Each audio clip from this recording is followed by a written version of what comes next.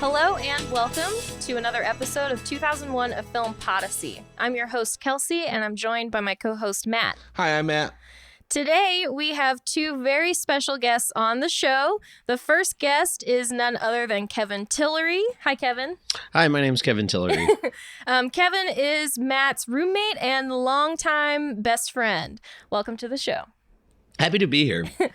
We also are joined by our second guest. You might recognize his voice from a 2001 A Film Podyssey trailer. Danny Hoggett. Hi, yeah, I'm also Danny Hoggett. That's Kevin Tillery. I said in a world. So if you don't know, listening to the show, Matt, Kevin, and Danny are all in a band together called Toxic Teeth. We have used their music for some of our intros and outros. If you like what you hear, you should check them out on Instagram at Toxic Teeth. You can listen to them on Spotify. Anywhere else? We have a website, toxicteethmusic.com. Perfect. So, guys, how do you feel about watching a movie with us? I'm excited to just watch a movie, and besides the fact that I really love this movie. So, I guess we should talk about what movie we're watching. Matt? We're going to finally watch a critically acclaimed good movie, Artificial Intelligence AI. It came out in 2001. It's a Spielberg movie, not a Kubrick movie, which we were talking about last night. Yeah. Someone said it's his first Kubrick movie that he's seen, and when we looked it up, it said Steven Spielberg, but then as I was reading more about it, it was gonna be a Kubrick movie, which is interesting. He had the rights since the 70s to make this movie. Yeah, wild. Never got off the ground until he died in 1999 and Spielberg took over, so... Wow. Sort of a hybrid movie in that way, which is interesting. Totes a collab. Yeah. Totes a collab. So, what are your relationships with the movie? We'll start with Danny. I'm pretty sure, I saw this movie in the theater. That would have been right after high school for me, so right before college. So, a pretty goopy time of life for everybody. I just remember liking it a whole bunch, and I'm pretty sure I have the DVD still that I bought. At this point, yeah, I guess 20-something years ago. Yeah, always loved it, and heck yeah, it's a Spielberg movie. And then the amount of time that I've watched it back then was over and over and over, and the amount of time that I've seen it is I haven't seen it in years and years and years. So Awesome. I'm looking forward to redipping. Me too. Kevin, what about you? I saw it when it came out. I can't remember if it was at the theater, if it was just on a TV, but I was very interested in the concept, and I mean, I don't want to spoil it or anything, but the end just totally blew me away. I haven't seen it since, but I've certainly thought about it. So I'll be interested to see how my memory matches up with the burned imprinted images of certain scenes from the movie in my head today. Yeah. Do you think we're all going to be crying at the end of this? No. I was crying just reading the Wikipedia page thinking about it. So yeah. Yeah, definitely. Yeah, I might cry. Okay, well, some housekeeping really quick. You can always listen to our podcast on our website, 2001pod.com. We're also on most streaming platforms, and we now have a YouTube channel, so check that out. Without further ado, we're going to start the movie. Or we'll play the trailer first. Okay, you're going to hear the trailer and then the movie, yeah. Yeah. Enjoy the movie. Enjoy the movie if you're watching it. Bye. This is our future. At a time when man has become dependent on robots to satisfy our every need. Man made us better at what we do than was ever humanly possible. Science will create a new order of artificial being. You're a machine. I'm a boy. Impossible. More intelligent, more feeling, and more human than ourselves. Until you were born, robots didn't dream, robots didn't desire unless we told them what to want. Some of us will embrace it. He is only a child. Monica, he's a toy. He's a gift. Others will fear it. They made us too smart, too quick, and too many. That's why they hate us. Stay Only others like you are safe. The humans, they'll stop at nothing. What do we do? We will have to journey towards the moon.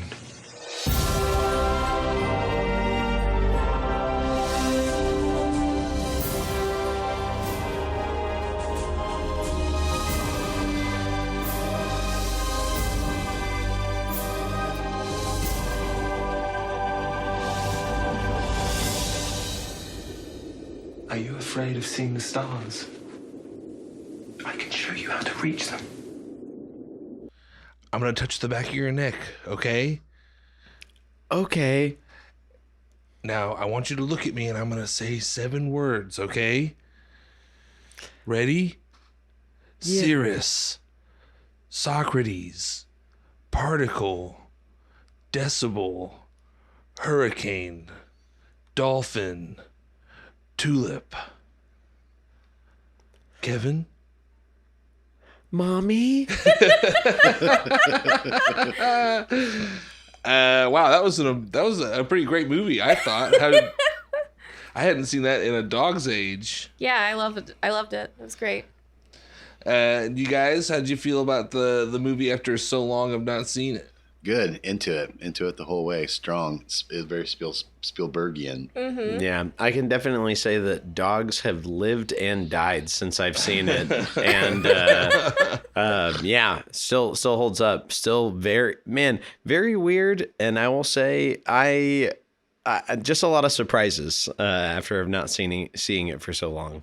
Yeah, there was a fair bit I did not remember about this movie. And some things I thought I remembered and I was completely wrong about. Like what? Well, for one, I think you and I both thought that the creatures at the end of the movie were aliens. Yes, yeah. And not just late-stage robots. Yeah. I guess, I mean, the way they look is very organic to me. It doesn't look mechanical. So as a kid watching it, I guess I just assumed they were aliens who had come to Earth, who were trying to understand humans, and so excavating through the ice to find out more about their culture and stuff. That still makes sense to me, but yeah, they definitely are future mecha. No humans are alive anymore, and they want to know the meaning of life, and since humans made them, they think, oh, they must hold the answer, so they're excavating to find what the meaning might be, but... Mm-hmm. We might be getting ahead of ourselves. First, though, the movie starts how? Intro credits. Steven Spielberg, director. I think it's with Professor Hobby, right? He's with his team, and he's basically pitching the idea to them of creating a new type of mecha that can feel emotion and have desire and feel love, essentially. To create an artificial being has been the dream of man since the birth of science. The artificial being is a reality, a perfect simulacrum, articulated in limb, articulate in speech, and not lacking in human response. At Cybertronics of New Jersey, the artificial being has reached its highest form. Universally adopted mecha, the basis for hundreds of models serving the human race in all the multiplicity of daily life. That's far enough. But we have no reason to congratulate ourselves. We are rightly proud of it, but what does it amount to? A sensory toy. I believe that my work on mapping the impulse pathways in a single neuron can enable us to construct a mecha of a qualitatively different order. I propose that we build a robot who can love. Love like the love of a child for its parents. I propose that we build a robot child who can love, a robot child who will genuinely love the parent or parents it imprints on with a love that will never end. A child substitute mecha. But a mecha with a mind, with neuronal feedback. You see, what I'm suggesting is that love will be the key by which they acquire a kind of subconscious, never before achieved, an inner world of metaphor, of intuition, of self-motivated reasoning, of dreams. A robot that Dreams. Yes. How exactly do we pull this off? It occurs to me, with all this animus existing against mechas today, it isn't simply a question of creating a robot who can love, but isn't the real conundrum, can you get a human to love them back? Ours will be a perfect child caught in a freeze frame, always loving, never ill, never changing. With all the childless couples yearning in vain for a license, our little mecha will not only open up a completely new market, it will fill a great human need. But you haven't answered my question. If a robot could genuinely love a person, what responsibility does that person hold toward that mecha in return? Yeah, I found his argument kind of weird, though. Yeah, it's kind of whack, honestly. Like, he does this strange demonstration with a robot, a mecha, that is already in production, and he just stabs it in the hand. And that's to show that, like, oh, we can program them to react human, but they actually don't feel anything. And then he tells her to undress, and she starts unbuttoning stuff because she doesn't have any human shame, I guess, right? Is that the point of the demonstration? But I still, like, if it were me, have you guys seen those videos of I can't remember the company now, but they make the dog-looking robots, and to test their balance and stuff, they'll kick it. Oh my God. Yeah, like the Boston Robotics. Yeah. Boston Dynamics. Boston Dynamics. Yeah. And every time I see one of those, it's like, don't kick that dog. That's a dog. Don't kick that dog. Look how much this dog can take a good kicking. Yeah. And now I feel like a lot of people might feel that way. If a robot really looked that human, it would be very hard for you to treat it like they like stab it in the hand and be like, see, it's just a robot. Well, we see that play out later at the Flesh Fair, right? Like all these people are jonesing to see robots get melted with acid, shot out of a cannon, whatever. And then as soon as Haley Joel Osment steps out, they're petrified. Like they're horrified by the idea that this little kid's going to get mutilated, even if they know he's not real. I think, some people are questioning if he's real in the audience. Yeah. But we know that they have protocol at the Flesh Fair. They test to make sure that it is mecha. They proved he was. And yet there are still people that can't stomach watching him be treated that way. Yeah, and I think that was the only depiction of real humans that had any real humanity in it, just about. Because one of the, I think, unintentional themes of this movie are the humans that treat mecha so bad and have almost no humanity. Every human depicted is either like dumb or mean. Yeah, or definitely flawed. Like there's the swimming pool scene too, where like all the kids are bullying David, and yet again doing like a demonstration of like, look how he's mecha, mecha. Yeah. And oftentimes the distinction they say is like, I'm real, you're not. And all the mechas we see show a lot more care between each other than any of the humans do, especially when they're getting wrangled up by the Flesh Bear. The maid robot sort of takes David and tries to sort of be a protector. The Juggalo Joe helps him all the way throughout the movie. Juggalo Joe. Juggalo Joe. Juggalo. Dude, I wish he was a Juggalo. That would have been awesome. Jude Law in the makeup. Yeah. Well, I was going to say, it kind of goes back to the very start of the movie. Professor Hobby is pitching the idea of creating David. And he gets some pushback because people are like, this isn't possible. And he says something like, when God created Adam, wasn't the purpose for Adam to love him? Like, in his view, the reason of our own creation is so that we love God.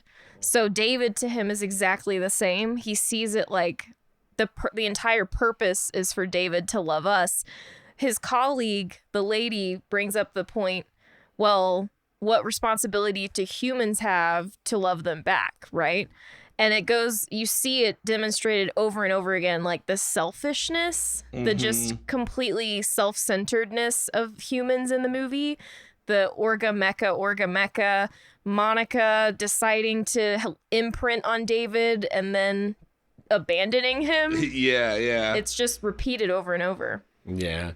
I guess for the audience, like, yeah, Monica's the mom. Yeah. and her husband is Henry. The whole thing in the beginning is that they have this cockamamie idea to make this kid mecha, and they're like, we got to find the right people or whatever. And to test it out on. So Monica and Henry just so happen to have a real child who is cryo-frozen because of off-screen stated incurable illness or whatever, and it's been 5 years, so they're getting antsy. They need to be raising a kid or something like that. So anyway, they get picked, and they get David. So the guy Henry one day he comes home and he's like, don't kill me. I love you. Don't kill me. Yeah. And then, brings in the Robo Boy, and Monica just loses it. Mm-hmm. Understandably so. That's a crazy thing to be like, you just brought home some stray kid. But yeah. And that's two levels of selfishness there too from Henry, where it seems like,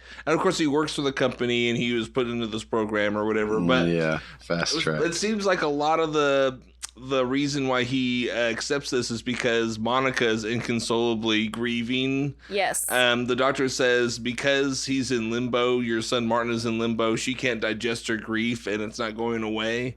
And so Henry's like, well, this will fix up my sad wife. Right. We'll get a new kid. Right. And then the way he does it, it doesn't discuss it with her at all. He just okay, I'm just going to spring this on my wife. This is it's like one of the biggest levels of grief you can have is your son. There's something wrong with your own son. And so he's like, well, I'll just spring this on her. Yeah. You know? It's a level up from surprise puppy dog. Yeah, Right? exactly. Exactly. And then of course they're not prepared for it, don't take care of it well, and then they take it back to the animal shelter. Kind of situation. Almost like what happens with David. Yeah, exactly. I do want to mention before we get much further, Martin is played by Jake Thomas in the movie. If you don't know who that is, it's Matt McGuire from the Lizzie McGuire show. Yeah, okay, and Martin's their son. Yes, their cryo-frozen son, yeah. Yeah, and he's also a little twerp. Yeah, he's right? a little shit. He is in Yeah. Lizzie McGuire, too. When he wakes He's up. really good at that. Yeah, maybe that's why they cast him in this. Or I don't know which one came first. Probably this was before Lizzie McGuire. Who knows? Speaking of actors, I think Haley Joel Osment was the perfect person to play this. Him in both this movie and The Sixth Sense. Mm-hmm. He has that. He looks sad no matter what face he's making look in both these movies. And it's perfect for the characters they're playing. And it really makes me wonder if Kubrick in the 70s, when he had the rights to make this movie, made the movie in the 70s, what kind of movie would that even look like? Because this is quintessential, the way this movie is executed and Haley Joel Osment playing the character he plays, it's quintessential early 2000s movies to me. Oh yeah, speaking of which, we do see a pretty iconic skyline. Yeah. With some key buildings included. It did come out. It came out in June. That's true. So yeah, That's one thing they didn't predict. They correctly didn't about know. the future. Yeah. They didn't know. 2,000 years in the future. Still there. Still there. Still standing. They would have. They would have. Totally, totally. They were built to last. I did want to say I looked up Kubrick, him considering making the movie back in the 70s, and I found an article that said obviously one big reason he didn't make it then was because of the technology. He felt it wasn't at the place to make the movie like he wanted to. But another big reason was that he couldn't think of a single child actor that would be able to pull off the part. Yeah. Okay, well then, that's sort They of... really did hold out for Haley. Yeah. Yeah. Yeah, apparently. It was better for it, too. He was perfect for it. Insane. Yeah, supposedly for years, Kubrick tried to talk Spielberg into directing it for him because he said he thought it was more of his sensibility. It was more towards his It is pretty mystical, magical movie magic shit. I mean, that's of course that's Spielberg's touch, but yeah, totally. Yeah. Especially if the point the whole time was to mirror the Pinocchio story. Yeah. Spielberg stuff is very fairy tale whimsical like that. Yeah, so Henry brings David home, And obviously he's freaking the couple out. He before he really comes into his own, you have to imprint on him, and for some reason only one parent can imprint on him. I thought that was weird. That's weird. This is like a beta program that they're testing out or whatever, but that should have been in there in the first place. Like before you start doing trial runs, you need to figure there's a few things about him you should have figured out before letting a couple actually have them in their home. Like, what happens if he tries to eat or drink something? Or maybe make him to where he can fall asleep. Yeah, he can't fall asleep. Yeah. But he won't make a peep. Yeah. Oh, God. I can never go to sleep, but I can lay quietly and not make a peep. One of the creepy things he said. Yeah. Yeah. Kevin, I think it was Kevin pointed out that this movie is actually shot and executed like a horror movie. Mm-hmm. At least that first third. Act, yeah, first act definitely. is totally like Absolutely. Like the ominous. The laughing scene where he's at the table and what happens that makes him laugh? She has some spaghetti dangling from her, or whatever fucking Yeah. spaghetti squash. It doesn't look like spaghetti. Yeah. Yeah. And he just starts laughing like a maniac, and everyone starts laughing, and we all were like, it's not funny. This is scary. And this is not the moment they would have chosen to warm up to David either. Yeah. But that is the icebreaker scene, because after that, it's like a quick little montage of them having fun with David and shit. Yeah. Like, when just a couple scenes before, Monica and her daily chores would like put David in a closet to just be in so she can get stuff done without being creeped out. Is it a game?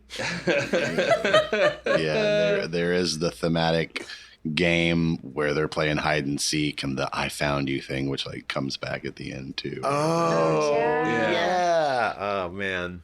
So, yeah, they're having this like back and forth kind of, you're unsure how this relationship's going to work out, but Monica imprints on David, and then they have this like honeymoon period, I guess. They Like, switch it from demo to mommy's boy. yeah. He literally goes from calling her Monica to calling her mommy from then on.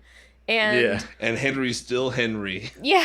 And well, actually, what's weird is Henry, the more that Monica gets attached to David, the more Henry pulls away from the situation. And he's like seeing it through a totally different perspective than Monica is. And just then, when everything seems to be kind of going in the right direction for David, Martin makes a full recovery and gets sent home, which is where I think the first conflict of the movie really presents itself.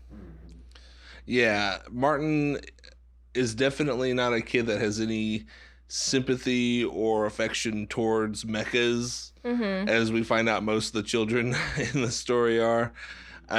He feels I think they both feel threatened by each other, but Martin definitely feels threatened by David, or at least like doesn't care enough to where he's doesn't mind harming David. I don't think he explicitly does anything directly. Tries to manipulate him into like cutting mom's hair. And I mean, he does harm him in the way that he knows he's not supposed to eat, and he challenges him to that like spinach eating contest at the table, and then they end up having to take David in and get him all like torn apart, pulling spinach out of his guts and everything. Yeah. Another creepy line where like David's on the table opened up and all the circuitry is laid bare, and he's holding his mom's hands, Monica's hands, and he looks up and goes, "It's okay, mommy. It doesn't hurt." Yeah. It's so fucking creepy. Yeah, Everything he does is not childlike. It's just spooky. yeah, there's several moments where like Monica, the mom character, like kind of shakes her head and like realizes like, oh shit, I'm getting too close to this, what, you know, the dad character calls a toy for her at some point. Like he's a toy. It's like, she refers to him as a child and is to him, and he's always calling it David it. And you know, like I feel it goes that way where sometimes Monica has the realization where she's getting too close. I also feel like a couple times the reaction she's having is, shit, the illusion of this being a real child has been broken for me, and I let myself get too deep into this. You know? I think she in her grief. Right. I think she has moments of regret. Like there's the conversation where David says, "Will you die, mommy?" And she says, "Yeah, but not for ages." And he kind of presses her like, "How long?" And she says, 50 years. And he says, "Is that a long time?" And she kind of looks away, and you can sort of see on her face this like realization dawning on her that at the end of her life, there is one inevitability for him. Like, he will be, we find out, if they change their mind or whatever happens, David will be returned to the factory where he was built and destroyed. And so I think she's, like you said, it's an illusion. Yeah, She like falls for it, but then these little moments where it breaks and she sees through it, you know? Mm-hmm. And again, sort of shows the selfishness of the people making these robots, because they endowed it with a level of sentience, and they gave it the ability to love without, but like true, real, unbounded love. And the people that he's in love with are going to love for his entire lifetime will die one day, and it didn't seem like anyone was asking the question. I mean, they might have known the answer, like, oh, of course we're gonna have to destroy it. Mm-hmm. But that's like, we wouldn't do that to a real sentient being, right? So I guess the fact that we made it, and that gives them some sort of, I don't know what it is that. Well, that Jude Law's character, Gigolo Joe, says it later on, but he's like, they made us too smart, too fast, and everything, and too quick, and now they don't know what to do with all of us. And I think it's just one of those things. It's a commentary on like consumer culture, like, or the classic Jurassic Park question, like they like asked if they could, not if they should. Yeah. But I have a line from Gigolo Joe from around that time in the movie when they're in Rouge City, and he's sort of giving David like some life lessons. He's kind of catching him up to speed, you know. And he says, she loves you. She loves what you do for her, just as my customers love what I do for them. So he's like, you know, don't fool yourself to think that she loves you. She loves what you represent for her, right? She loves what you do for her, as my customers love what it is I do for them. But she does not love you, David. She cannot love you. You are neither flesh nor blood. You are not a dog or a cat or a canary. You were designed and built specific like the rest of us. And you are alone now only because they tired of you, or replaced you with a younger model, or were displeased with something you said or broke. They made us too smart, too quick, and too many. We are suffering for the mistakes they made, because when the end comes, all that will be left is us. That's why they hate us. And that's why you must stay here.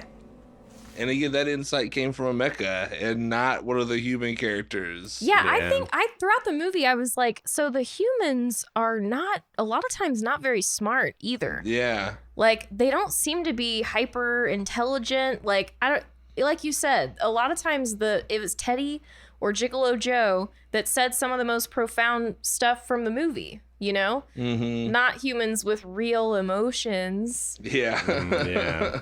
Too wrapped up in those real emotions. Yeah, and what was it where, and we were discussing it, I think, whenever we were watching it, where somebody says something about how, well, if they have the capacity to love, they have the capacity to hate too, you know? It's like, well, that doesn't make sense. Yeah, logically that doesn't need to be that way. No. We are programming them, so we can tell them what their capabilities are. But But just because you program one thing doesn't mean you're programming the spectrum. Yeah, that emotional possibility within their being, like whatever they have the capacity to do. Like, it's a very human-centric point, I think, too. It's like assuming that they would be the same as us.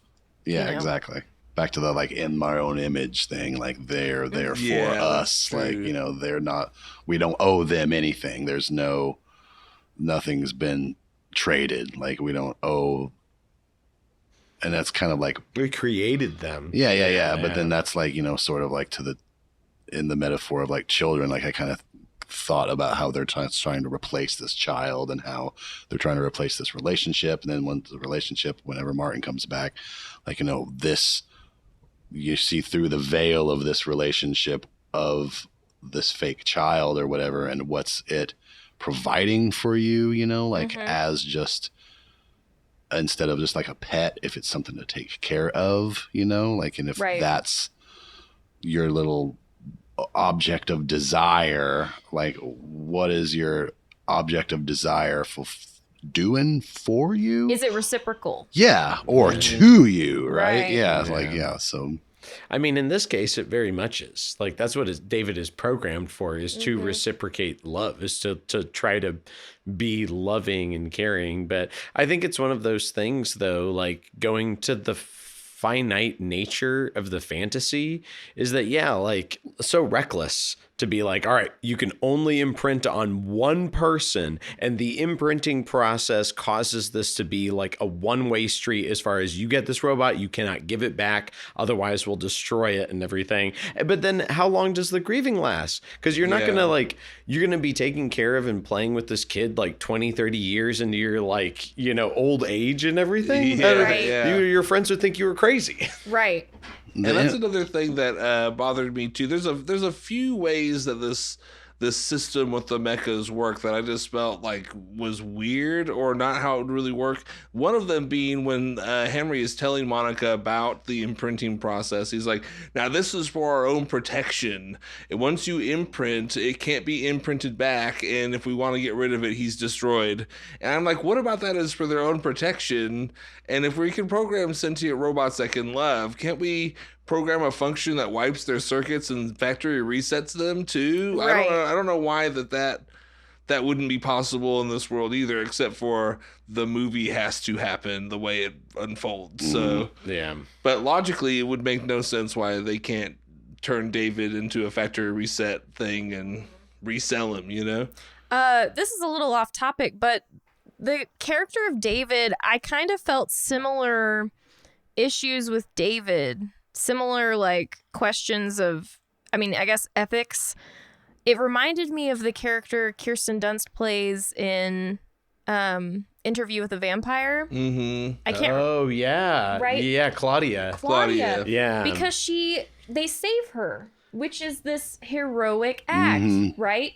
You think it's this altruistic motivation to save her by turning her into a vampire, but then as the movie goes on and she's, you know, however old, decades old at that point. She's doomed to be young forever and never learning or growing or actually never maturing. Yeah. Like she has the mind of an adult, but she's trapped in like a 10-year-old's body. And I kind of, I don't know. It goes into the motivation of Brad Pitt and Tom Cruise's character, right? Because they did it. Did they really do it to save her? No. Well, what's funny is, to go further into your point, Lestat basically brings Claudia to the brink of death as a selfish act to get his partner, Louis, to come back and be regular again. So it's almost like Monica and Henry, where Henry's like, okay, I got you a kid. Let's be a couple and a family again. And it's almost exactly the same thing as what Lestat does. Yeah. As he does it as a selfish ploy to keep Louis. So I thought that Claudia was like, her mom was sick. Yeah, her mom, when we see her mom's dead in a rocking chair, and Louis first attacks her. Feeds off her, right. Yeah. But then Lestat takes her while she's still alive and like uses her as bait to keep Louis. So yeah, so it's selfish. Yeah. Just like she basically becomes Brad Pitt's pet in a way. Yeah. And yeah, she grows up to resent it. I mean, we don't really see that play out with David. David doesn't have the capacity for that. No. The most like resentfully is, or like, and it has any like twinge of animosity is when feels like he's not going to be loved, when that's because that's his like primary function, is to feel love with the person that he's imprinted on. It is the locus of his goal, because after Martin comes back and everything, there's a couple snafus that end up leading to David's inevitable exile. Right. Martin's like hurt once or twice or whatever. And he cuts her hair. Yeah, he cuts her. Oh, yeah, that's right. Yeah, he cuts Monica's hair because Martin challenged him, provoked him, manipulated him to do that. Yeah. Mom will love you if you cut her hair. And then he does the old robo rationale where he's like, well, you said that you would if I did this, so you basically have to do Yeah. it. Yeah. It's like, you said you would, and you promise if I tell you. Mm-hmm. And since he told her. Another okay, well I can't argue with that. Yeah. So. Another great example of like people being shitty, humans being shitty, and like the robot just being like, I don't know. I guess I'll get this locket for mommy. I don't know. Tries to cut a lock from her hair, and she like wakes up in the middle of the night and almost stabs her in the eye. Right. But anyway, so he's out, but Monica can't bring herself to take him back to Cybertronics or whatever. So she leaves him in the woods and then starts his like magical Pinocchio adventure and everything to become a real boy. And in another act of selfishness, that's what she does. She leaves because she can't bear the thought of David being destroyed at Cybertronics. Yeah. Right. She'd rather that he live his life alone in pursuit of her love for like who untold how long. Forever. Millennia. Yeah. Only because she can't deal with the fact that Right. she's death sentencing him. She can't live with that on her conscience. It's for her and not him. Right, Yeah. totally, because it would be more humane. We talked about this while watching it. Like, wouldn't the more humane thing be to take him back to the factory and have that, Have him be destroyed. yeah, peacefully go in some way rather than be destined to live out forever wanting her love, That's so dark.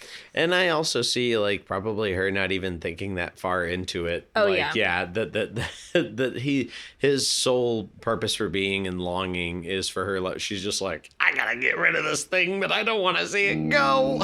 Yeah. And that's I'm just thinking about a weird parallel of like the single person or single parent imprinting process thing, which, like a little side bit, the words that she used to like incant his programming or whatever were original things written by Kubrick, it said at some point. So like those are the words that he wrote that floated around for decades or whatever. Wow. Weird serious. But then about those Aristotle. words. Yeah. Socrates, particle. Tulip. But then there's so much of it, and I love just a movie or anything that references storytelling inside of it, or a movie. I mean, Pinocchio kept coming up, and just how it's one single point of view, it's one desire, it's one relationship.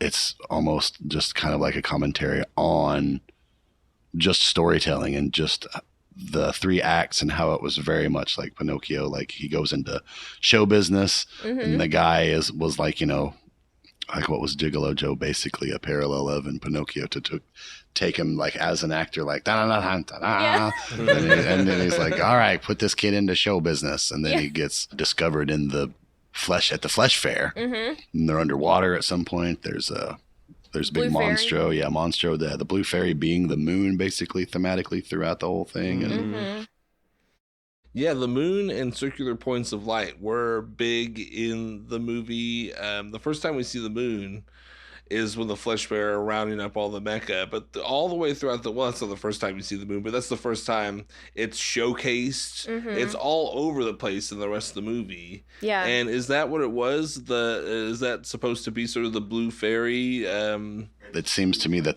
that's just like the above power. Like he doesn't know what the blue fairy is, and at some point whenever they kind of put the breadcrumbs to have Dr. No make David go back home to the city by the sea or whatever, which was back to Dr. Hobby's office where he's like, you came back to us and everything.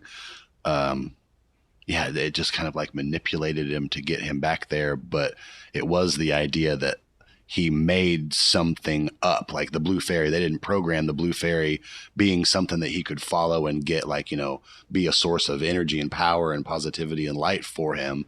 That was just something that he got out of fantasy and out of fairy tale and from, like, it wasn't his mom and it wasn't what was looking for him, but it was just something to go looking for. Yeah, the and MacGuffin. The object, just to have an object of desire, you know, like. Yeah. It was a means to an end, though. Yeah, sure. For his mom's everlasting love. Yeah, but it was sort of like an example of him progressing beyond his programming, though, I think, right? Yeah, and it's like the fact that she didn't just imprint her onto him, she imprinted love. Like And that is one of the things that I sort of had a problem with the movie. One being how every human is portrayed. The human race is crap somehow, at this point. Somehow they've got to do anything to figure out what was so perfect about humanity and what they had. But every example we get is just like mewling and shitty and like all the flesh fair people. But so true. Oh yeah, there's a couple of really good characters inside the flesh fair. Like what was the big old actor's name? Brendan Gleeson. Brendan Gleeson, yeah, he's there. He's kind of like, right when he comes on screen, he's kind of villainized, like. Well, yeah, because he's in the hot air balloon that's picking up all the robots in the forest. Yeah, what's he say? Any old iron. Mm-hmm. Any old iron. Yeah. Whenever so they're ominous. Yeah. But then, whenever they're all throwing tomatoes and stuff at him, and he's super eloquently saying, like, look at the art of this, like he's fooling you. He's not a little child, and everybody being super emotional and like easily manipulated. The crowd basically like, it's a boy, it's a real boy. So everything that he's saying is perfectly true, but they've villainized him. Right. Mm-hmm. Yeah, I thought that was interesting too, that like everything, he's not being like really mean. Yeah. I mean, of course we feel empathy for Haley Joel Osment, but he doesn't know this kid. For all he knows, it's another robot. And he's like, hey, this is a robot. Don't let it fool you. They've been taking over our lives. Now they want to replace our children. Don't you want to destroy this thing? And even with the whole crowd being so violent, but just minutes before, like cheering on as these robots are pulled apart, the vision of this little boy is like too much. They're too sentimental. They can't handle it. We've crossed a line if we destroy this. Yeah. Ladies and gentlemen, boys and girls and children of all ages, what will they think of next? See here, a bitty bot, a tinker toy, a living doll. Of course, we all know why they made him. To steal your hearts, to replace your children.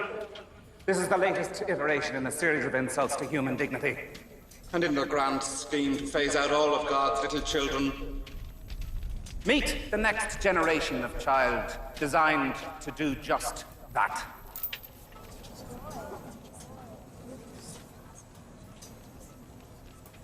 Do not be fooled by the artistry of this creation. No doubt there was talent in the crafting of this simulator. Yet with the very first strike, you will see the big lie come apart before your very eyes. Don't burn me! Don't burn me! I'm not Pinocchio! Don't make me die! I'm David! I'm David! I'm David! Mecha don't plead for their lives? Who is that? He looks like a boy. Built like a boy to disarm us. See how they try to imitate our emotions now? Whatever performance this sim puts on, remember, we are only demolishing artificiality. Yeah, that was interesting. That's one part I loved about this movie is when they are in the flesh fair and we see all the different robots congregated in the cages. There's a few robot designs in there. I really love. Cool old janky ones. Yes. There's the Chris Rock robot that just like shows up at some point. Like the he comedian. Gets shot out of the cannon. Yeah. I liked the robot that was Time's top mecha 75 years ago, where it was but like a janky bunch of bolts. It just has a screen for the face, and it's obviously some actor doing the, but like an old man too. Yeah, just like an old man actor. It sounded like Arlie Ermy or something. I was like some. Yeah, that was good.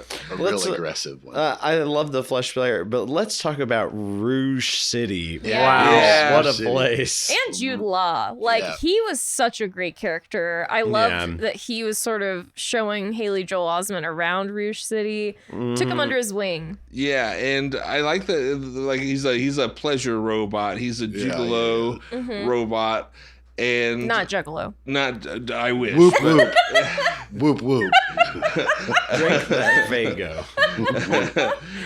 But I love that they program like his character is as playful as he is. He gets done with a client and he's walking out into the rainy streets, the wet streets of Rouge City, and he's dancing and jiving all along the way. He starts doing some tap dancing on the sidewalk as he walks into the dingy hotel he apparently operates out of, and he was loving it. He like his programming was working full force to enjoy the hell out of what he was made to do. So, I mean, and so good at his job, so much so that women were leaving their real men for him. Yeah, that's what he says. To the point where one of them commits murder. Yeah, they like catch a ride with all like the horny young teen boys into Rouge City, like with the little dancing hologram.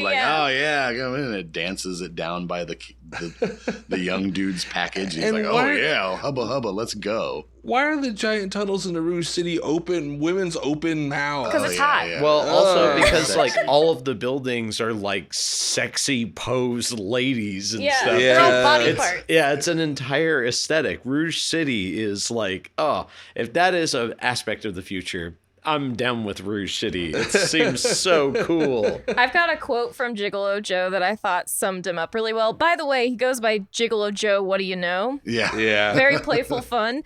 But he said in the movie, I know women. No two are exactly alike, and after they've met me, they're never the same. Yeah, that's Love good. that one. That's real good. And he's really sexy Jude Law looking with the eye makeup. His makeup job was very funny. He's just silvery, kind of. Yeah. You know, And he can change how he looks.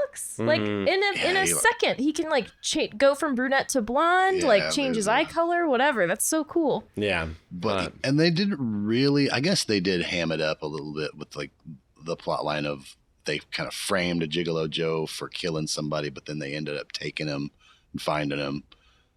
He got out of there. Yeah. Well, yeah, the police took him at the end. Oh, I love that. Like the last thing he says is they're pulling him up like magnetically into the sky, and he helps David get into the amphibihopter or whatever, amphibicopter, and he says, "I am," and then he starts to flow away and say, "I was." Yeah. And then it's just a really, really like silly, deep moment for like what he gives him. It is. It really is. Like his character's so great. When they're in Rouge City, they go to Dr. No to ask the questions, and we know Dr. No is voiced by Robin Williams. Oh yeah, it's pretty misty. Pretty misty voice. I just like it. And David asks him where he can find the Blue Fairy, and Dr. No reads this poem. Come away, O human child, to the waters and the wild, with a fairy hand in hand, for the world's more full of weeping than you can understand. Where did that come from? Does anyone know? Oh, yeah. I'm not sure exactly where the poem came from, but this is a problem I had with the movie because the information Dr. No gives David and Joe was implanted by Cybertronics, for David to find. And I'll talk more about this later on. I just wanted to bring that up because this is a major issue I had with the plot of the movie. But as far as the poem goes, is it from Pinocchio or is it from...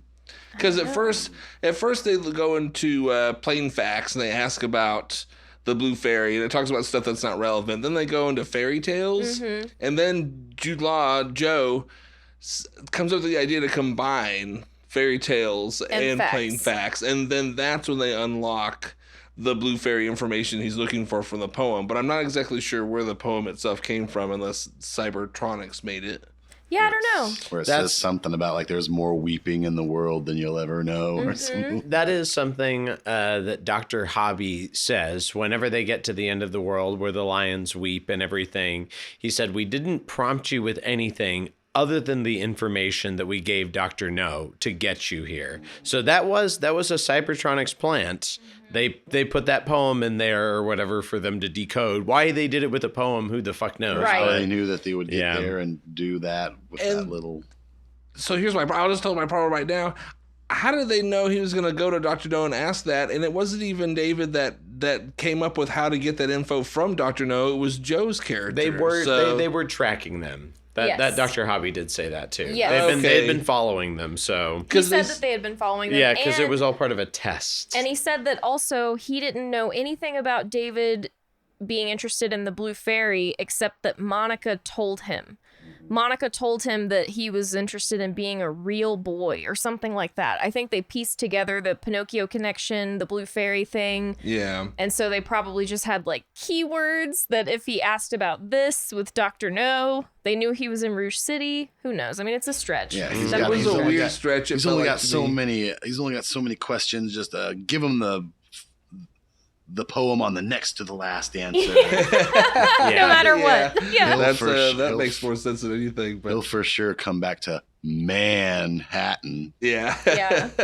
Yeah, I don't know why he kept saying that, Manhattan, because no robots live there, I guess. Yeah, I don't know. It's one by the sea. They'll get zapped out. I thought it was interesting in Rouge City that there's the church, Our Lady of the Immaculate Heart, like right in the center. And I was kind of like, that's a really odd place for a church to be. Of all places, it's just like sex around every corner, but they're right in the center. There's this neon church, and I also think it's perfectly fitting when you think about it. And they like step in front of it, and David sees the statue of Mary, and he's like, "Oh, is that Blue Fairy?" And Gigolo Joe is like, "Oh no, this is where humans go." And he says, "Humans go there to find the one who made them. And when they come out, I'm right here to meet them." Something like that. But I thought that was interesting too, because we see that like kind of paralleled or repeated later in the movie with the future mecha, what they're doing, right? Like humans go to church to find their creator.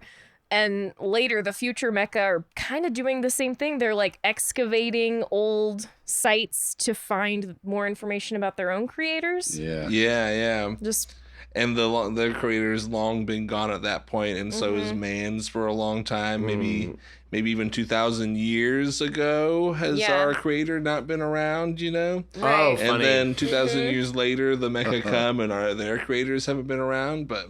Yeah. Ooh, it's like a spooky, scary once again, story. like either those, the alien-esque mecha in the far future, still were they were nothing but empathetic. They were like, well, whatever is going to make you happy, to their kind. Like it was, that's what mattered to them most. Because they were like, he knew living humans, and then like touched each other and transmitted his memories of knowing actual people. And they were nothing but sensitive to him and wanting to give him everything that he wanted or needed. Yeah. Like, which is not what any person ever showed throughout the movie. Like Dr. Hobby was like, he was, I'm God, it's all about me, basically. And he wasn't, he was just trying to replace his kid and lost in his grief too. Which is the tie-in to Pinocchio. He's Geppetto. Totally. Pinocchio's story, Geppetto loses his son and creates Pinocchio. Same thing here. Dr. Hobby, we find out his son looked exactly like Haley Joel Osment. Yeah, it was. So his name was David. Yeah. Right. Except I would say that like Dr. Hobby's grief turned into greed, because at the end when David goes back, Dr. Hobby's like, "Oh, we're so glad you're back. I got all these people that you should meet." And then he goes off forever, seemingly. But it leaves David to wander this weird like sunken office in Manhattan where there are a fuckload of David drones. And Darlene. Yeah. And Darlene, we don't see Darlene, we just see the boxes, but they have a whole fucking like line of boxes, like they're ready to ship these things. Yeah. And we have no clue what happens, because then there's that huge 2,000 year time gap between then and then, but like ostensibly that they were just going to start selling kids. Right. It kind of hints back, like the tone of that scene kind of hints back to like the little horror nod earlier in the movie where like he gets really tense and it gets creepy. Really dark. And I mean, it doesn't take much with the music. I mean, it's J-Dubs on Steven Spielberg's got John Williams in his back pocket, so all the score was the score was really but good. He's even like you guys said. echoing the horror thing, though, he's even like walking down like an aisle of boxes where it's like David's on one side, Darlene's on the other side, and one of the David boxes like moves. Yeah. It moves. Yeah. And so he like gets spooked and runs away. And it seems like there's going to be like, oh no, they're going to come out of the boxes. Nothing happens. Right. That's Yeah. it. End of the scene. There's no like, that was as horror as it got. And you Professor know? Hobby, again, disappears. Gone. We don't see him. For the rest of the movie. Yeah, so Haley Joel Osment, after, meeting his maker and finding out the truth that he's not one of a kind, he's the first of the kind, he kind of commits suicide. I don't know if you guys agree. Yeah. He jumped out the window into the ocean. Into the ocean. Yeah. Yep.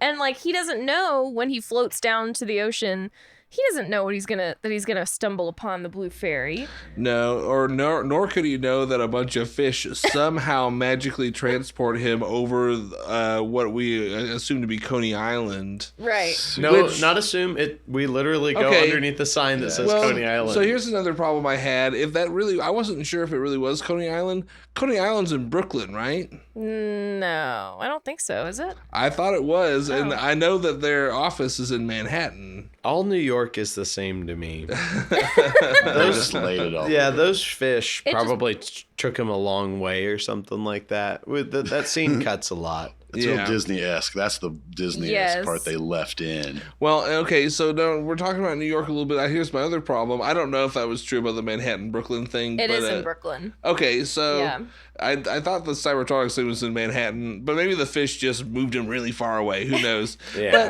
But they live in New Jersey, right? Right. Like Monica. New Jersey's not underwater. Yeah, but New York. But it is the Pacific Northwest. It is like temperate rainforest, apparently. Yeah.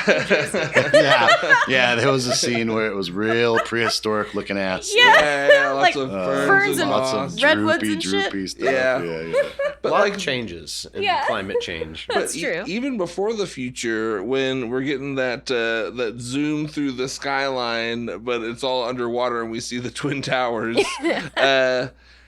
New Jersey's not very far away. Mm-hmm.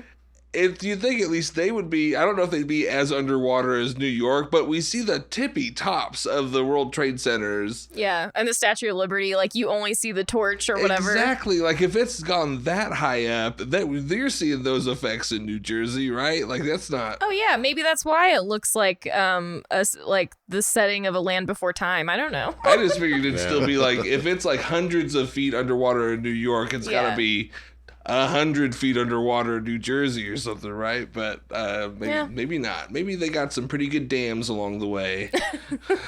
Yeah. So yeah, he tumbles into the ocean, goes through Coney Island, finds the Pinocchio section. I wonder if that's true, if there is a Pinocchio section. And then he sees the blue fairy, and then Gigolo Joe rescues him, right? Yeah, that's when he gets rescued, pulled up, which is kind of for no reason. Well, I also love so this we can part. say goodbye to Gigolo Joe. Yeah, really. Well, I also love this part too, where he's sitting on the building about ready to jump into the water. David is, and you see him fall, and then we see the point of view of Gigolo Joe still flying in the copter, apparently having just been watching David sitting by himself on top of the building for who knows how long. Pretty nonchalant. And he jumps off, and that's when Joe is like, "Oh, I guess I should go in and save him." But So yeah, Gigolo Joe gets magnetized up into the air, says his last line. We don't see him anymore. Haley Joel Osment takes the amphibicopter or whatever it's called, and goes back underwater to the Blue Fairy, and the Ferris wheel at Coney Island tumbles over and traps his helicopter. It's basically pinned to the ground, and it's just David and Teddy in this thing. Teddy says, "It's a cage." Yeah. We haven't talked about Teddy or his just generosity and depth near enough. Like pretty much favorite character of the movie. Yeah, no, hands down. And he Teddy literally was great. saves the day and is a big carrier for a lot of plot stuff. Like he has Mom's hair. They're able to regenerate Mom for the one day or whatever. Man, as like modern people would say, goat. Teddy goat. Yeah. Teddy done got goated. Teddy greatest of all time. Slay Teddy. Love that. Yeah. Love that bear goat. Love that goat bear. Go. Is this your dog? Do you remember that in the Flesh Fair when someone picks up Teddy as he's walking in? Yeah. And holds up Yeah, to they the dog. throw him around. Is this your dog? Yeah. Fucking idiot human. All humans are fucking idiots. Yeah. But so just a little bit of tidbit. The screenplay that Kubrick had helped write, like in the early 70s, I think that was based on the trio of short stories called Super Toys Last All Summer, I think. And I'm pretty sure that Teddy was like a main point of view character from one of the stories that they kind of like placed pieces of all the stories within, like, you know, what ended up like this story. Mm-hmm. Like there's the Gigolo bot, and then there's David, and I seem to think there was some difference within, like, the kid didn't die, or there was no human boy originally, and it was just an android. But I don't know. I can't speak. On that. Can't speak on that because I didn't read the story. But they are all super toys. Yeah, even super toys. David's called that in the movie. So you're the new super toy by Martin. Yeah, Martin, the little shit ass. Yeah, I would say stay frozen, Martin. Yeah, I would say though that Martin is just acting like any kid. Like I would be if I came back from being frozen on death's door. I would be like, what the fuck? You guys were like already gonna replace me. Yeah, it was only 5 years. Yeah, it was only 5 years. Oh, and that was really cool. At the swimming pool scene where they're at like a birthday party, and Martin's like way younger than all of his friends and stuff like that. You pointed out like, well, yeah, he's frozen for 5 years, and they're all like older than him, and he's how weird would that be? That's cool. Yeah, like waking up and all your friends are like, 5 years ahead of you. That's something I know would have never caught unless you pointed it out, though. Yeah, and same. it makes was a total good sense. catch. Yeah, because what I was wondering before they all got out of the pool and they were like standing around Martin, his friends, I was wondering, I was like, who the hell did they invite? Why is he Who so did they invite? shrimpy? Yeah, these are all his cousins. Well, I was like, who are these? Like, how would he have friends at this point, right? He's been gone for 5 years. Who are these kids? Like, just neighborhood kids? And then when they all stood up and they were all so much bigger and taller than him, I was like, oh, these are his friends from before, I bet, you know? He's been frozen. Yeah. It is funny how nonchalant. I mean, we assume it all happens off camera, but how nonchalant everyone seems to be about Martin coming back, even though he's like the driver of why David shows up there in the first place. Mm-hmm. The mom is totally distraught, still reading Robin Hood to the frozen Martin and everything. And then there's the scene where they bring him in, and it's like, the most wonderful thing happened, Martin's back. Yeah. And it's like a big deal there for a second, and then it's right back to regular life. All the kids aren't like necessarily super impressed Martin's back. They're all like treating him buddy like he's been there all along. And it just doesn't seem like, I mean, maybe it happens all the time in this world because they did cryogenically freeze him so that they must do that, but it didn't seem like a modern miracle that Martin came back. Yeah. Even though he's treated like he might never come back by his parents. And the doctor. Yeah, and the doctor's like, well, he might be beyond our science. Right. It wasn't really treated like it was a big deal once he did come back, but yeah. That was cool that there were little things that they didn't so much like explain, but like the first scene whenever he was awake and hanging out with David and kind of ribbing him about stuff, he had like those robotic braces on his legs to help mobility come back and stuff. But in the swimming pool scene, he didn't have it on, but he was just dragged into the pool. Yeah. So after he gets pinned, the narrator comes back, which we did have some narration in the beginning of the movie. And we have the narrator at the end explaining that 2,000 years has passed. The ocean has frozen. Like, that's wild. And I don't know. Does the narrator mention anything else other than that? That he's. I mean, maybe he mentions that the humans are gone, but the narrator talks from the point of view of just outside David and Teddy's copter. So talks about how the copter eventually dies, and then it gets cold, and Teddy runs out of juice, and then eventually so does David. It doesn't really talk about the world outside. Yeah. He's just like locked in for 2,000 years, staring at the frozen fairy, forever wanting, forever asking. Yeah. Man. Because he's just like, make me a real boy, please make me a real boy, please make me a real boy, just expectantly. And then that's how he just kind of like dims out. But yeah, then he says at some point whenever he wakes up, like, have it be like that day in the copter, it lasted forever. You know, like Right. that one day lasted forever. Right. Yeah. Right. He Like, wants the time same is thing with his stretchy. mom. So yeah, we've discovered it's future mecha, future robots.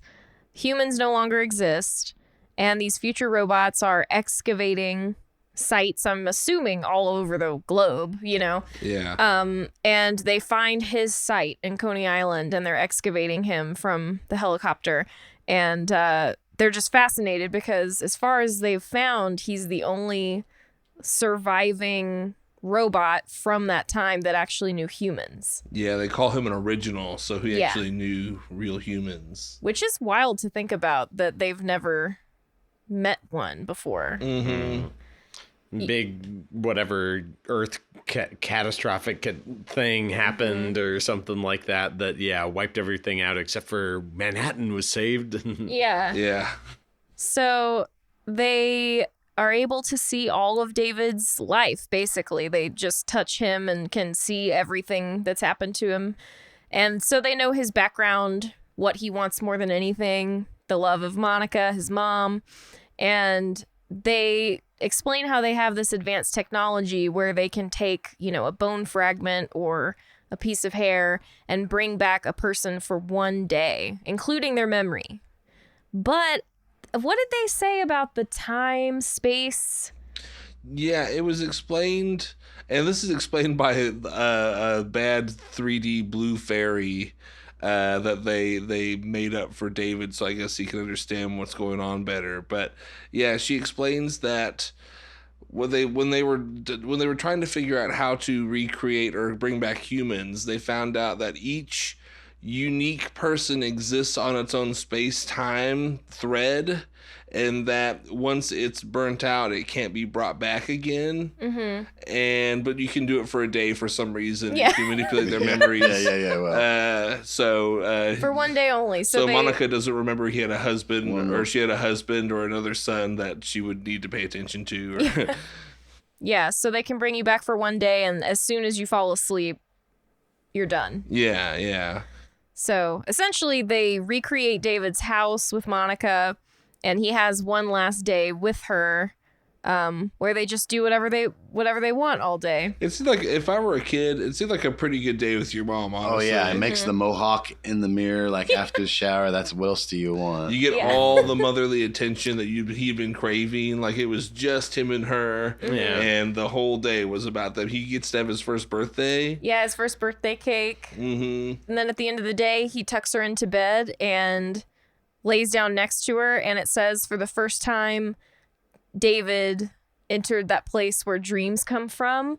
Are we supposed to take that as David died, or that he just fell fell asleep, or? Yeah, he shut himself down, right? And then because he had re-entered that state of being, which was love, right? Like being around his mom, and what activated him, or like he completed his programming. Yeah. Because if she imprinted upon him, and he had some sort of journey to complete. He's back to love, and he's back to the womb. You got to get in, you got to get out. You got to get back in. So, I guess rating system. Not that we can't keep talking, but what do we want to use? Teddies? Oh, I like Teddies. 5 blue fairies or Teddies. Mine was bad. Mine was like, how many locks of Monica's hair? Oh my god. Man. Yeah. Probably says something about me, but 4 out of 5 ornithopters. I will. All right, one just quick addition. Like, lots of parallels to the Pinocchio story, except for because of like whatever laws of robotics, he doesn't lie. There's no lying. He's not a deceptive child. He's like precocious, but like sweet and endearing. But yeah, there's that scene where he does show like a humanity where he gets angry and smashes up and jealous, where he gets angry and smashes up the other David. Is like, she's mine, she's mine. Mm-hmm. Yeah, that's something I want. I'm glad you brought that. That's something I wanted to talk about. Where David has the same folly as other humans, where he treats another mecha, his own kind, as not as important as humans, I guess, or just not worthy to not be murdered, I guess, because he had no problem in his rage decapitating the other David, and he seems to feel no remorse about it. And certainly the guy that walks in, his creator, doesn't seem to care either, which was weird. But and all activated by that fear, right? Like all activated by his fear of getting something taken away from him that he was assuming that he had. And then I think something was said during the watching of that, like, you know, there's that sadness that he's crying for the love, and it's like, oh well, because that's the next step from love is like loss, you know. There's love and then there's loss, and then that's the completion, and that's the other side of it, I guess. You know, like, yeah, that's what he's afraid of, and that's what he's mad about, and that's what everybody is human about. Whenever they're the humans, letting us all down, you know, in the story. And in that same vein too, he's been told the whole time that he's unique, you know, and that's what children are also told, like, oh, you are one of a kind, you're unique. And then he literally finds an exact replica of himself. And he's pissed. Banks he's like, that was a slap in the face. And he's like, you can't have mom, she's mine, you know. You know what he wants is Monica's love, but he's convinced that to get that, he needs to be real. He needs to be a real boy.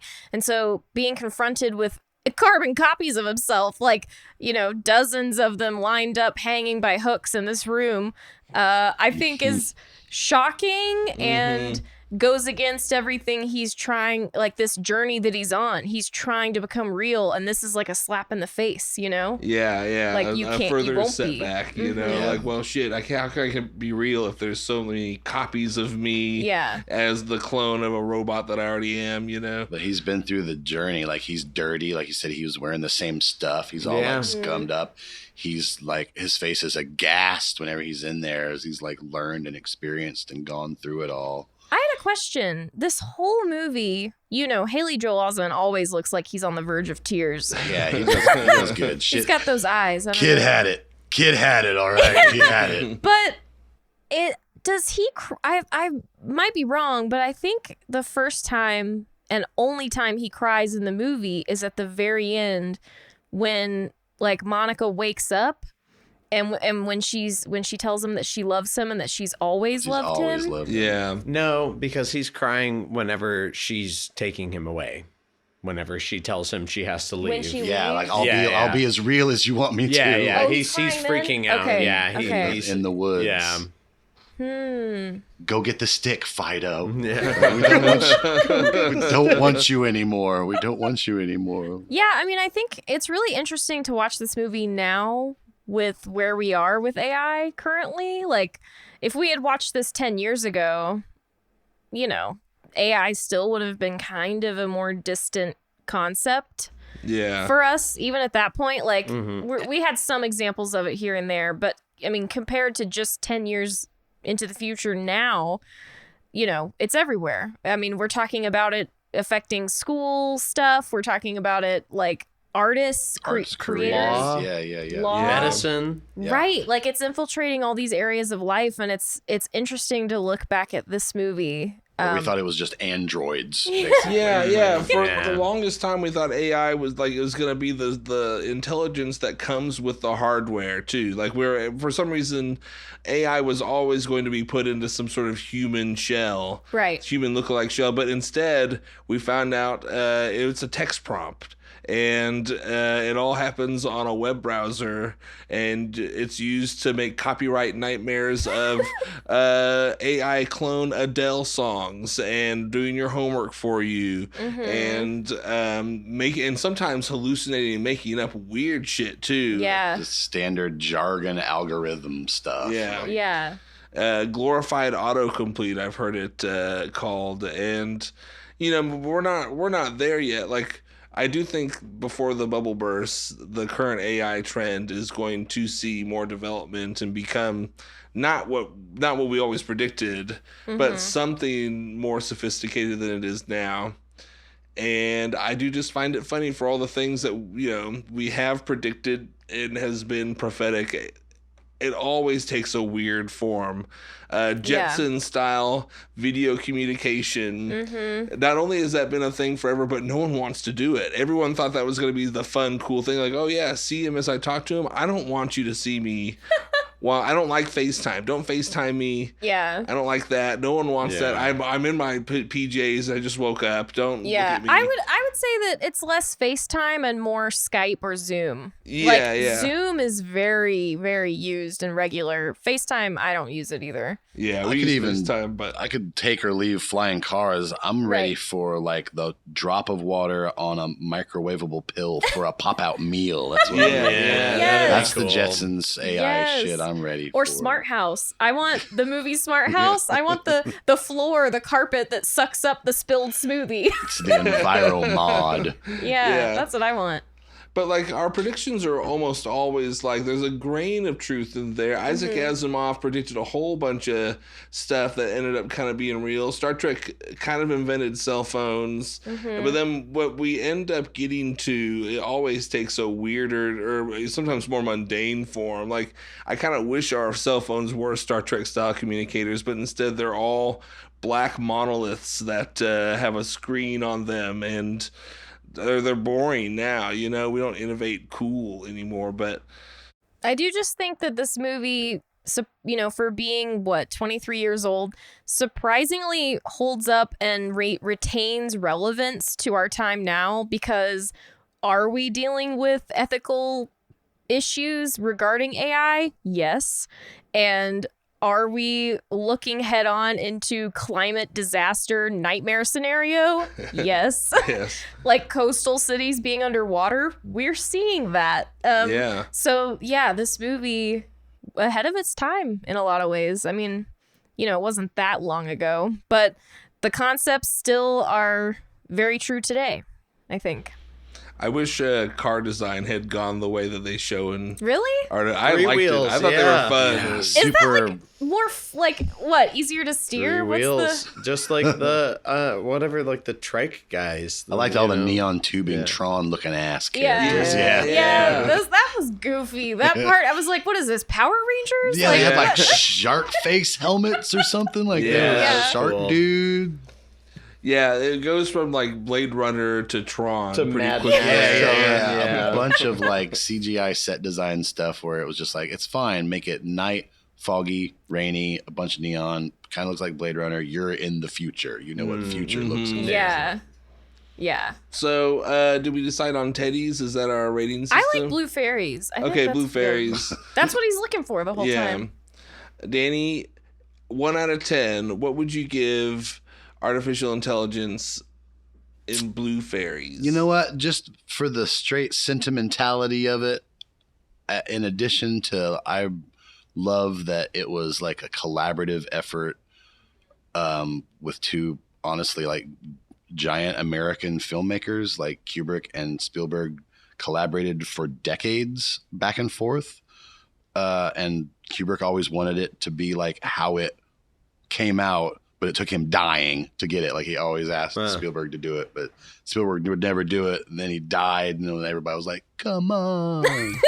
Then he did. And supposedly the end of it, this is a very, very long-winded way of saying I give it 7 out of 6.5 to 7, 6.8 and a half out of 10 Blue Fairies. Yeah, my rant, that ended my rant though. So yeah. Kevin, what would you give the artificial I intelligence? thought it was good. I give it a 7. I liked it. It was really fun. There was a lot of good characters, and I might have cried. I cried 3 times at least throughout the watching of it. Kelsey, what would you give artificial intelligence? I'm going higher than both of you guys. Maybe it's because this is the first good movie we've had on the podcast. Yeah. I think I gave Dr. Doodle 6 or something like that. Oh, shit. So I'm going to give this one 8.5. 8.5 blue fairies, which if I'm having to pick which half of the blue fairy is included in the half, like long ways or horizontal, like her top wings. bottom. Her wings are like the most Yeah, powerful. So I'm top half because you get the wings and the wand. Yeah, and the stuff. wand. The wand is an important bit. 8.5. I liked it. Matt? I also am going to go higher than both Danny and Kevin. I think maybe it's because I'm grading on a scale, and I've been kind of disappointed with a couple of the movies we've seen so far. And it was just fun to see a really well-made, good movie.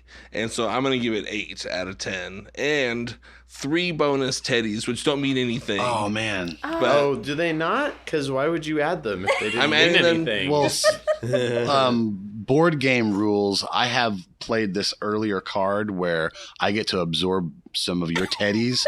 So my blue, and it kind of transfers them to blue fairies. So I'm changing my score. It bumps it up to a 7.8 blue fairies out of 10. So 7.8. Wow. It's one of my favorite movies. I can't give Got it. the give it reverse Uno card. Yeah. Flip it, reverse it. Sorry, man. I'm just very susceptible. I'm changing it because everybody else. That's okay. Well, I mean, it's been hard to judge these consistently because I think I gave one movie that we really liked lower score, and then a movie I really didn't like, I only gave 1 or a half star below that. It really depends on how you're feeling that day. It's all vibes. I changed the gradient. Yeah, so there's only 8 this time. There's only 3 this time. It's how many out of 12 this time. Yeah, you ought to keep it arbitrary. Just keep the listeners on their toes. Man, I just want to watch Sky Captain and the World of Tomorrow now. We were joking. Oh, let's just watch Bicentennial Man now because there's a little IMDb thumbnail where it has the picture of Robin Williams as Bicentennial Man whenever you search AI, artificial intelligence, on the Google. So it's pretty funny. Yeah, that scared me. That would have been funny. It's an AI joke. They're getting us. They're getting us. Yeah, wink, wink. We had watched Bicentennial Man instead of artificial intelligence, and we we do the whole podcast being like artificial intelligence, but just describe the whole plot. That came out in 99 or something. Yeah. So Robin Williams is the through line. It's fine. Well, before we wrap this up, we do want to give you guys an opportunity to plug anything, talk about any sort of projects you're working on, anything that you're involved in that you want to give a shout out, anything at all. Geez, I just am always fascinated by how cool the community of friends that I've built is. So I'm always looking forward to hanging out. You guys are doing good stuff. Toxic Teeth's always doing cool stuff. Yeah, they are. We're playing New Year's Eve show next year. Oh yeah, when is that? It'll be next year by the time we get done. You know what I'm saying? I guess so. But yeah, where is it? It's at Lindbergh's Tavern here in Springfield, Missouri. Right off of Commercial Street. Yeah. New Year's Eve show? New Year's Eve. I think the music starts at 8, and I think we're kicking it off. So wow. Yeah, get ready for it. Sorry to steal your plug. Sound like that. No, that was that's a transitional plug. I'm passing it off to Kevin. I don't know. Come game at the house or something. Open invite to all people. Come to our house and game with Kevin. Just come on and get over here and game. No, I'm playing a show with Andrew and Ben on the 21st of December on the solstice for a release for Ben's new album, for his new Beast God album. So get excited about that. That's going to be at the Annex off of St. Louis Avenue. Just right down the street from Price Cutter, right down by the train tracks. There's parking across the street at the parking garage for Springfield Public Schools. But yeah, come. I think it's going to be around 7 or 8 or something like that startup. I don't think we really have any details yet, but that's what I've got going on other than the New Year's show, but that already got plugged, so I'm not going to say it again. Yeah. Hell yeah. Matt, you got to plug anything? I've already did both their plugs. I interjected at both their plugs, so I'll let those sit as they are. We'll unplug it. Yeah. Kelsey, you got anything coming up? You want to plug anything? No. Nothing. Just this podcast. Well, this is my life. Next episode. Yeah, next episode. This has been extremely fun. Yes, thank you both so much for joining. I'll see you both Thursday, next Thursday for band practice. Why not this Thursday? We'll see you tomorrow. Just kidding. It's Thanksgiving. Yeah. Happy holidays. And for what's the name of this podcast? And for 2001, a film podcast. We're signing off. Oh, what did I call it? Do it again. You're gonna have to edit. Yeah, I'm cutting that out. 2001, a film podyssey. Yes. I'm not redoing it. I'm keeping that. That's the end now. Thank you guys. We love you. Love you. See ya, guys. Thanks. Bye. Bye. I'm leaving. I'm walking out right now. Here I go.